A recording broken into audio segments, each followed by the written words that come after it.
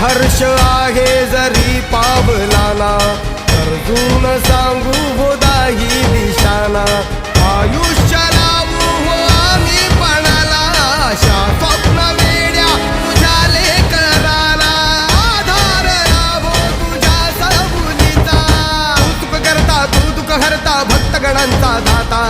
तुझ्या भक्तीचा जागर केला ते वरदान तू आता.